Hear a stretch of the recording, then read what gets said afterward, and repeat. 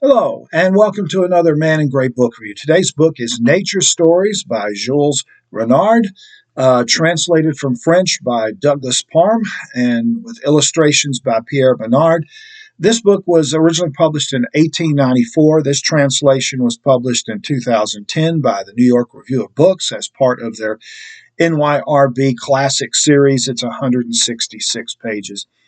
Jules Renard was a French novelist who was born in 1864 and died in 1910. He was born in a small town out in the countryside, but he moved to Paris, married a rich woman, and spent his career hobnobbing with intellectuals, artists, writers, various elites in the French cultural elite. And he wrote a number of popular novels, but this book is kind of a different one. He never lost his love of nature and countryside. Eventually, he went back and forth between Paris and his hometown in the countryside. And this book is made up of a series of short little stories or vignettes about various animals and a few trees and plants. And in it, he shows his great power of observation. Some of them are just really descriptions of birds and various other animals, and some of them are like little stories.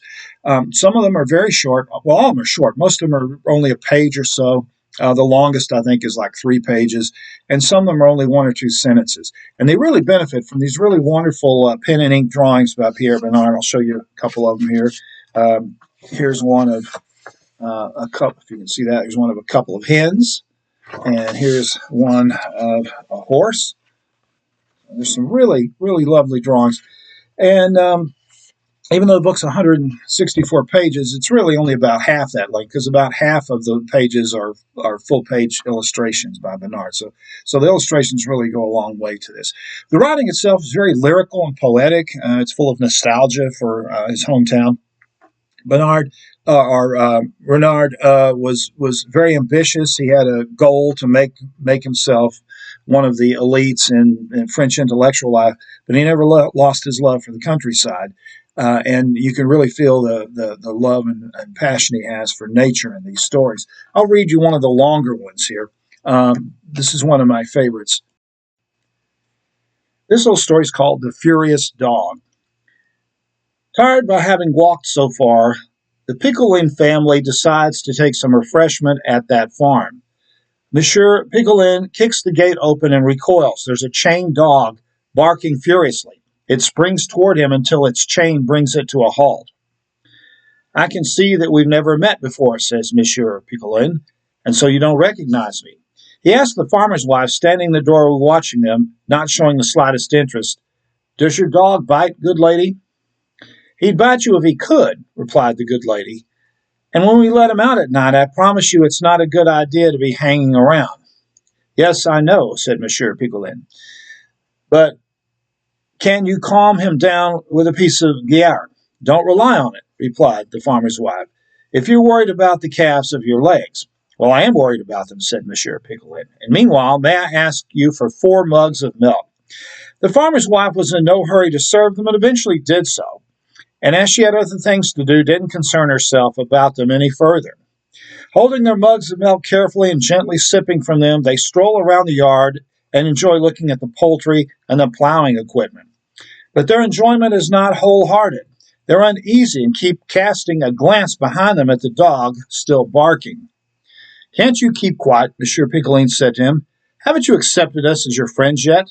The black dog bares its teeth that are so white any woman would envy them, said Madame Picolin. They are like those of a black slave in revolt. A splendid animal, said Monsieur, and however brave one is, he's terribly impressive. He's so impressed that they forget to visit the cowsheds and go back to look at them while finishing off their mugs of milk. And by the way, says Monsieur Picolin, I forgot to ask your name. No reply. Monsieur Picolin runs through a list of famous dog names. None of them has any effect on the dog, who's becoming more and more enraged. Monsieur Picolin doesn't dare go near him, and strokes it by stroking his own thighs. What a dreadful row you're making, old chap. So quieten down. You'll be strangling yourself. It's a good thing your chain is so strong. It seems so strong that they start taking liberties. Unable to get him to calm down, they start teasing him, throw sand at him, imitate his barking, or scornfully wait for him to stop. Please yourself, said Monsieur Pickling. And the dog howls and his jaws are slavering. He's flaming. He's the devil incarnate. And he twists the chain so violently that all of a sudden it breaks and falls on the ground. He's free. The Piccolines are transfixed. Madame Pickling cries, "Oh my God!" Her husband, who's been laughing, remains open-mouthed as if he were still laughing. The children forget to run away. A mug slips from someone's hand and breaks on the floor. The farmer's wife rushes up with her hands in the air, less quickly, she fears, than disaster. But the most stupid of all of them is still the dog. He doesn't make the leap everyone was expecting. He sniffs the chain that's no longer holding him back, and as if he's been caught doing something naughty, he gives a gentle growl and sheepishly goes back into his kennel. That's the story of the furious dog. So that's the sort of thing it is. These are kind of gentle, warm little stories about various animals and plants out in the French countryside.